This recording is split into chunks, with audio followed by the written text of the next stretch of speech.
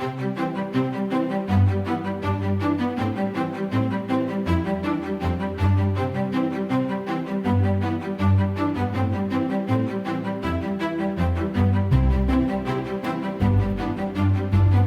to the ITSPmagazine podcast network.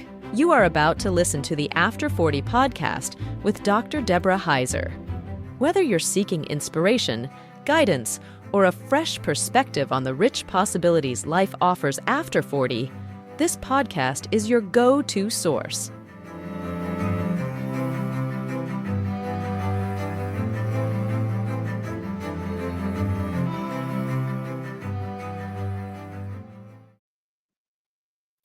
Welcome back to After 40. I am so excited to have Leslie Kane here today. She's an amazing individual that I met in person and got to know her. And I will tell you that she has tapped into something that I can't tell you how many people I know need this, myself included. She has like the magic sort of elixir for how to strategize and get through life. And she has a really great after 40 story for all of this. So I can't wait to dig in, and I can't wait to tell people about you. So welcome, Leslie. Well, thank you. And thanks for having me on. I'm excited to be your guest and honored. Well, I'm delighted to have you. Let me tell you a little bit about Leslie. She is a courage coach, speaker, and host of the Why Not Today podcast, where she empowers women to take bold steps in business and life. With over 30 years of experience as a top Mary Kay sales director, she helps others overcome fear and embrace their purpose with confidence. Now, I love that you have all this experience with Mary Kay sales. You know, a lot of us think that we need to go in and get all of our experience through some kind of, a master's in whatever. But, you know, the biggest way to do things is by learning from the ground up. And you are a master at that. So I can't wait. I did the master's part too. I know. You've done it all. But honestly, my Mary Kay journey taught me so much more, I always say, than the 2 pieces of paper in my closet. You know why? Because you actually, you know how to navigate individuals and human beings and connect with them. And you cannot get that from a book. And I'm not downplaying, getting education. I'm all for it. But there's something magical about connecting with individuals and knowing how to do that in a real way. And you've done that. So I'm excited to hear about your journey. But first, start off by telling us, you often coach women to take courageous action. How do you help them move from feeling stuck to building a clear, actionable plan for change?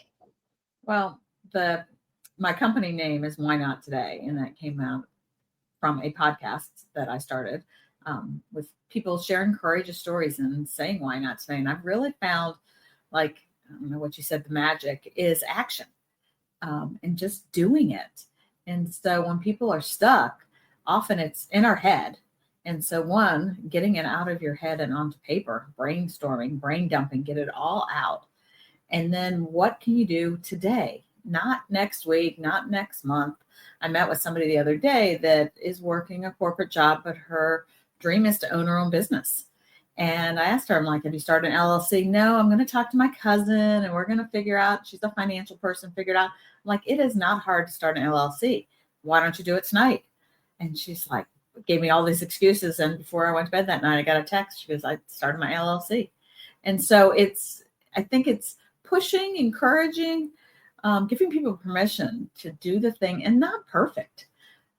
You just got to start. And what I found with interviewing so many people on my podcast is where we start and where we finish are completely different.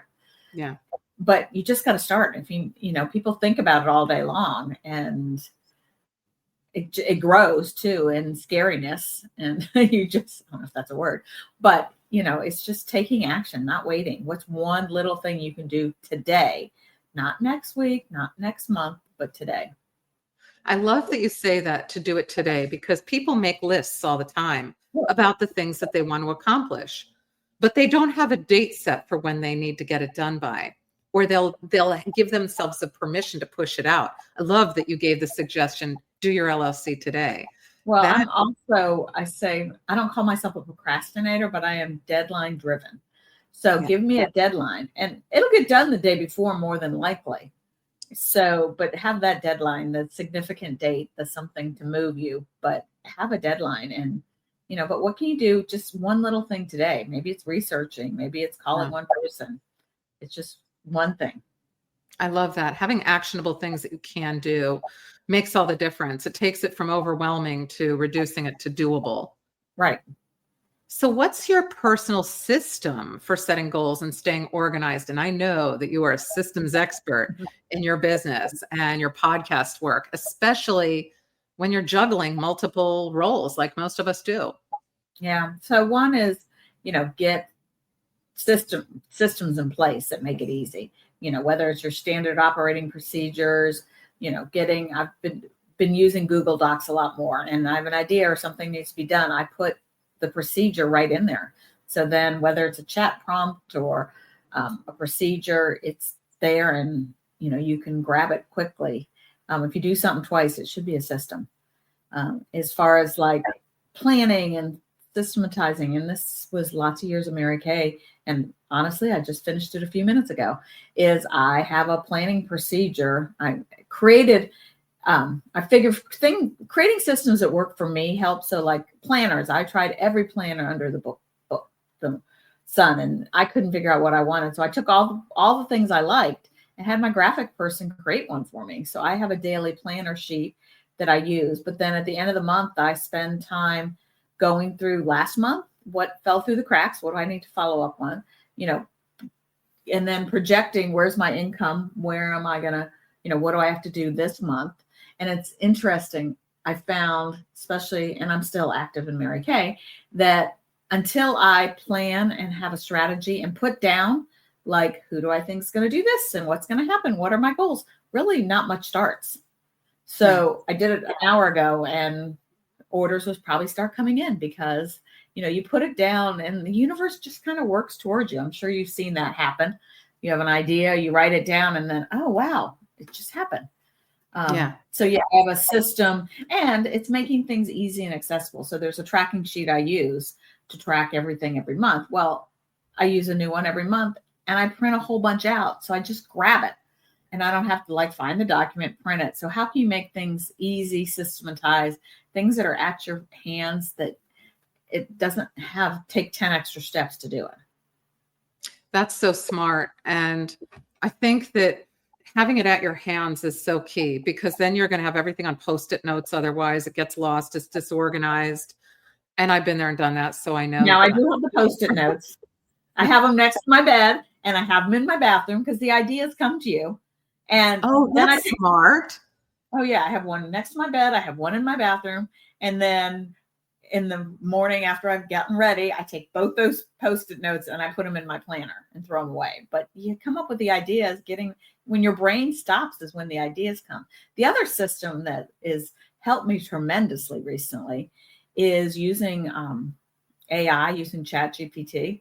This is one of my new favorite tricks that often I'll get up in the morning and do my devotions, quiet time. I'll go for a walk, listen to a podcast. And I don't know about you, but my brain starts moving. And I would come home and maybe do a Post-it note, or I've known to, as I'm walking, grab my phone and put a note in it, or text myself or email myself, and then they're lost. I'm very visual, so they're gone. And so what I've done a lot is when I have an idea, I'll come back and I'll open up chat while I'm making my coffee. So give me a LinkedIn post or give me a blog post on, whatever subject, and I still have them stacked in there. I haven't posted all of them, but the other day, my dog some dogs they like and some they don't. And with people, the same thing, pretty instantly if you like people or not. Yeah. But dogs are like, yes, no, no. People are like, well, what do you think? But we really get that gut feeling. So, coming back immediately when you have those thoughts, or before I went to bed last night, I had a whole bunch of ideas and things I need to do. So I just opened chat and said, give me a task list for tomorrow of all these things. And I just brain dumped it. See, those are the smart things that now that you've said this, I'm going to be able to incorporate one tiny thing today, which is part of, what you're talking about, which is to just get somebody to make one step a day to do something. I was love it. listening to something today, and I think it was Atomic Habits talks about this. It said if you do improve yourself 1% every day, by the end of the year, it's like 3,300 some percentage increase. Oh my gosh. That's so brilliant. Yeah. Oh, brilliant. And we often think it's got to be the big things. And I've always taught too, washing your face, whether you do it or you don't, you're not going to see a difference tomorrow. Whether you eat a donut today or tomorrow, you're not going to see a difference. But if you eat one every day, you're not going to see a difference in a week. But after a year, if you ate a donut every single day, or you did 5 sit-ups, you're going to see a difference. It doesn't seem like it, but it's those little things that add up. That's so true. Yeah, absolutely. We can improve our lives one tiny thing at a time. Mm-hmm. So can you walk us through how you help someone identify and prioritize their next best step when they are overwhelmed or when they're unsure where to start? Yeah, I think it goes back to what I said, just grabbing a piece of paper and a pen and make your brain dump, like get it all out. And then like, okay, what's one thing I can do today that's going to move the needle? Or take all your things that you have to do and put them in categories, or, when are the deadlines? Like what's your deadline today, tomorrow? What do you have to do by Friday, and break it down. Like if something's due on Friday, you don't need to work on it if you've got something due on Tuesday. Yeah. Smart. And so, and break it down and take that big, scary thing you have to do and break it down and do it first. There's a great book by Brian Tracy called Eat That Frog. I don't know if you've ever read that, but he talks about doing the scary, yucky thing first instead of waiting all day, and then it just gets bigger and bigger. And it really, how many things have we avoided, and you think it's going to take forever, and you're like, oh, that was easy. You spent more time worrying about it and thinking about it. I did one time makeup for an after grad party, and it was an all-night grad party, and I had an early morning meeting, and I had to, honestly, I was exhausted for 2 weeks prior to this event because I knew I was going to get maybe a couple hours of sleep. The event came, we had a great time. I got my couple hours of sleep, got up, and was going until 11 o'clock that night. I was never tired, but I had made myself tired thinking about it. Yeah. Yes, that is, I honestly think everyone can relate to that. Yeah. That's such an easy thing to put off the hard thing until last and then keep putting it off. And then I can't tell you how many times I've done that. And then I go to do it and I say, this wasn't as hard as I thought it would be. So kind of like starting an LLC. Absolutely. And you're right. I did it. I waited, and I finally gave myself a deadline, and, I'm like, okay, that was super stinking easy. Yes, exactly. But you're a podcast, it really isn't that hard. We blow it up because we don't know what we don't know. Yeah. And it's that everything is just a series of steps. It's not like one giant leap. So you're right. And break it down. I was going to say, these days we can find out how to do anything with a YouTube video or, Chat GPT. Yes. AI is so helpful to break things down. So yeah, if you said, hey, go create an LLC, you could put that into an AI and say, platform, whatever one is your choice, and say, hey, break down into clear steps how I can create my LLC. And then you're going to get that. You do just one step at a time until you get it done. So, and they also say, like, go back to the brainstorming, brain dump, making a list. And Brian Tracy, he said that checking things off a list actually releases endorphins. I know it does. And so I've often asked this question is, have you ever, Debbie, had something you did that wasn't on your list, and then you wrote it on your list so you could check it off? I do that all the time. I do that every day. I have to give myself credit for things that I said, ooh, that didn't make it on there, and I did it. Yes, absolutely. And how efficient are we before we go on vacation? Like my to-do list before I go on vacation is water the plants, take out the trash. It's very specific, and it all gets done. Yes, that's true. And so we need to operate more in that mode. I have a calendar where even if I have it in my phone, I have an actual one that's in, paper format. And I put that on, I have that on my desk, and that's the one where I have the check off. and then I have to add everything. And I do put those little things, like if I know I have to water the plants, that goes there. Yeah. And boy, does that feel good when you check it off. You're right. Exactly. There are so many endorphins. You're ready to leave and have a great vacation after that. Yep. Or Exactly. or to feel like you accomplished something in the day. Yep. Every day we have so many things that we have to do that aren't for us, that these things make it all the difference, and feeling good about ourselves.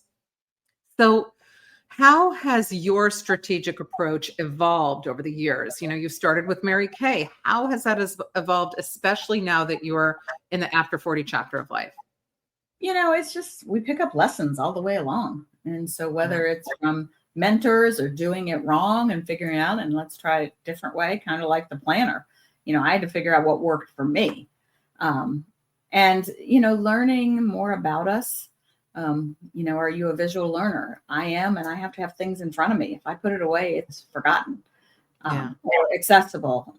So just learning who you are and asking other people. I think we need to really tap into other people and pick their brains and share, and be willing to share with other people, which everybody really is. And, your whole mentorship project talks about everybody's willing to help. Yeah. And so just being willing to ask, and I think after 40, or you hit a certain age and you realize, we've picked up a lot of lessons and we know what we're doing, and being more confident with what we're doing. So obviously the systems kind of build on each other, and you can apply them to anything. Yeah. Yeah, you're right. That's good info. And you're right. After 40, it's so much easier. We kind of know who our people are. We know who to ask. We're more comfortable. We're less vulnerable feeling. It's a lot easier to do that. And like you said, we've learned all these lessons along the way. We already have strategies in place, so we're just adding new ones that help. I met somebody this weekend who's a 20-something young. You could just tell her confidence was not there. And her energy, she even asked me, what do you think my energy's like? I'm like, pretty, like, you look like you're tired. But she was trying to pick my brain on things to do. And and it's just, she's 20-something. She has no experience. She didn't know how to network. It's just her ideas. You could tell she was going at it from a very low confidence, who she was targeting. And I'm like, that's not going to take you there. But, you have to learn it yourself too. That's true. That's very true. So what is one planning habit or mindset shift that made the biggest difference for your success, and that you think other women over 40 should adopt? I really think it goes back to the why not today, and it doesn't have to be perfect. You just have to start. That it's not going to be perfect. And we think, especially, social media, our appearance, we think everything's got to be perfect. Everybody's watching us, and really they're not paying that much attention. Be who you want to be, and don't worry about it being perfect. I think we've kind of totally shifted, and people are more attracted to, or they probably always were, but we're talking about more attracted to people that are authentic. They're real. They see you mess up. You get so many more likes from on social media of not the perfect thing, or, you being real. People want to see us real. And I think, as we evolve and over 40, I think that's one of the biggest things. Just be who we are. Yeah. And just start. And don't be perfect. That's good advice, because it also feels good to just be who you are. Rather than, feeling like, oh, I better go in and I'm in this crowd at work, I have to behave in this way, or I'm doing this with this group. You get to just walk in as you everywhere. And I love Alice's story. Tell us Alice's story. So Alice, when I first met her, when I met you at the Clarity Weekend, she came in, she's got really fun purpley pink hair. And she said she went on a job interview and they said, we love you, you're perfect, everything, but you need to change the color of your hair. Guess what? She didn't take the job. If she would have been a 20-something, she might have. Yeah, absolutely. Like, I'm going to be me. And she said no. And I'm like, yeah, we don't need to change for somebody else. We need to be who we want to be. That's so true. And when you're 40 and older, you often feel like you can do that. Yeah. It's a very hard road when you're in your 20s and you think, I have to make it now. I have to go do what I have to do and fit into a mold to make it. Once we're in our 40s, we're like, I know how I can do it. I know I can make it. I remember being first out of college thinking I knew it all. And I remember one of my manager's bosses can end up being a mentor. She was taking like a Dale Carnegie class or something. And the brat I can't even believe I said it and I remember it. So it must have been pivotal in my life that I'm like, oh, I don't need that. I've got it all figured out. Yeah. And now I look at that, I'm like, okay, 40 some years later, I do not have it all figured out. I'm still learning and asking and picking people's brain and, grabbing as much information from people as we can. You're so right. I pivot all the time because I will hear someone say something that I thought I had down pat. And then I realize, I didn't have the full picture of that. And then I'll pivot. So, but it doesn't feel bad. It doesn't feel like a failure. It feels like a pivot. At this stage in life, I don't feel like, oh my goodness, that was some damaging thing to my ego or something. Right. It's a different feeling now. Yeah. Now when you have a failure, it's like, pick up the lesson. Yes, exactly. And I think as we get older, I teach this a lot. We go through an emotional cycle, and somebody I heard recently talked about it being your bounce back quotient or ability. Yeah. And bounce back, we go through the emotional cycle much quicker than when you're younger because we've got more tools to be able to pick up the lessons to learn. Yeah. I'm like, okay, that didn't work. Let me try this. Yeah, you're right. So tell us a little bit about Why Not Today and why did you start it? Okay. So it came from, I call them my Why Not Today moments. That moment in time, you remember exactly where you were, what you're doing. And I was walking around the lake where I live with a friend and I'd been on her podcast. I'm like, I might want to be on a podcast or start a podcast. And she's like, you should. But it sounded scary and I'm not a big tech person. And so I was like, I don't know if I could do that. Well, fast forward a few months and my dad had passed away, I guess, in 2013. And I even looked into starting a nonprofit in his name and doing some things. He was very active in the community. And so he, I don't even have a Why Not Today thing here, but the logo of Why Not Today is an eye patch and a handlebar mustache, which was my dad's look.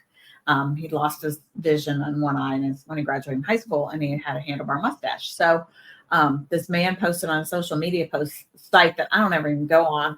And he said he had some surgery done and he had to wear an eye patch. He said every morning he woke up and thought of his friend Pat Kane, my dad. And he talked about all the things he did. And he said, we both said, why not today? And although I don't remember my dad specifically saying those words, he was always a figure out it kind of guy. Like there was nothing that we couldn't figure out. And so he said that. And again, I remember exactly where I was, what I was doing, the day it was. And I told my friend that, and she's like, well, that's the name of your podcast. And why not today? And so I didn't start it immediately. As I said, I am deadline driven. So I started on March 5th, 2022, which happened to be my dad's birthday and the day he passed away. I recorded it like 3:00 Friday afternoon and posted the first episode on Saturday. So I'm just, and I'm sure it's not perfect. My sister even said one time, she's like, you've gotten a lot better. I'm like, oh, good. And ironically, the first episode of anybody's podcast is the most watched or listened to because people often go to the beginning. So, yeah, but that's kind of the story where that came from. And then I was just being consistent. And I think that's one of my keys to success is consistency. And I did an episode every other week. I didn't even have a microphone for a year and a half. And then I started doing every week. And then I'm like, I was talking to somebody, a coach and mentor, and he kept saying, you should start an LLC. And again, I thought it was this big, scary thing. So I finally had a deadline and did it. And then it's kind of evolved from there. And I'm still trying to figure out. So I had a Why Not Today moment. I'm like, we are missing community and connection. So I started a luncheon a year and a half ago. And I jump. I think of an idea, like I woke up in the middle of the night, took notes on my Post-it notes, and within 24 hours, I had it in place. Wow. So I don't wait. And that can be good and bad. And then I'm like, figured watching women in business, that a lot of solopreneurs are out there. And what I found in starting this new business is I didn't know what I didn't know because Mary Kay did it for us. Yeah. And So like a website, we pushed a button and paid, I think, $30 and it was done. And so I've had to learn a lot, and I'm watching other women in business doing the same thing. I actually had somebody I met with one day who had started a franchise, and in tears, she told me, I'd never knew how lonely this would be owning your own business. Oh, wow. And so I'm really trying to help support women in business to build that community, the tracking, the accountability. So I started a Women Taking Action Inner Circle. It's kind of a group coaching, but really it's not coaching. It's coming beside people and supporting them to take the actions and to get the things done and help each other. We're not in this by ourselves. That's brilliant. And you're right. It is lonely. Any entrepreneur will say that, you are, and you're by yourself. Everything hangs on you. And it feels good to have somebody that you can just bounce things off or just get it out and say, here's what I had happening and what's going on. Just to get some feedback from people. So brilliant idea. One of the women that signed up for it, she's had several businesses and several fail. Yeah. And she said probably they failed because her ego got in the way and she didn't want to ask for help. Oh, that is so easy to let that darn ego get in the way. Nobody talks about all the bad. And so I pivoted the podcast instead of just courage. And you are actually going to be in my next episode. We recorded episode. You're going to be my next podcast. But, I asked people, like, what do you wish you would have known before you started? And what are you so glad you didn't know? Because you may not have it. And let's talk about the messy middle, because it's not a straight line from starting an LLC to making $1 million. Although everybody makes it, but nobody talks about the fails and the bad things. And it also looks easy from the outside. Oh, yeah. On the inside, there's all the tiny little things that we have to do to take care of things. So good point. So how can a person find you, and how can they reach out to you if they want to start with Why Not Today? And if they want to join one of your circles, how can they reach you? Well, my website is whynotTodayMovement.com. And unfortunately, I have not gotten a chance yet. It's on my to-do list to put the inner circle. I just kicked it off, or I'm just kicking off. So it's not on my website yet, but you can contact me. I am very active on Facebook. And it's just Leslie Kane. I pop up pretty quickly, but also I have a group called Women Taking Action Community. And that's where I share content, and, you can contact me and get support. So, finding me, Leslie at whynotTodayMovement.com, or it's on my website too. Great. And I'll be sharing those in the show notes. So if you're listening, you can check it out and find it in the show notes. But Leslie, this has been a pleasure to have you on today. I learned a lot. Every time I talk to you, I learn something new. And I'm really inspired I'm inspired by how you take what some people might see as the mundane or the nitty-gritty, and you make that the shining object that gets something done every day. So thank you for doing what you do. Oh, and thank you for having me as your guest.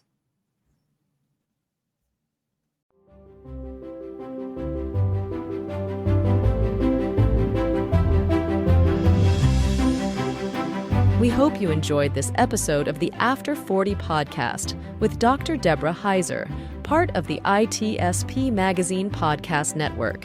If you learned something new and this conversation made you think, then add this show to your favorite podcast player, subscribe to the ITSP Magazine YouTube channel, and share the ITSP Magazine podcast network with your friends, family, and colleagues. If you represent a company and wish to connect your brand to our conversations and our audience, visit ITSPmagazine.com to learn how to sponsor one or more of our podcast channels. We hope you will come back for more stories and follow us on our journey.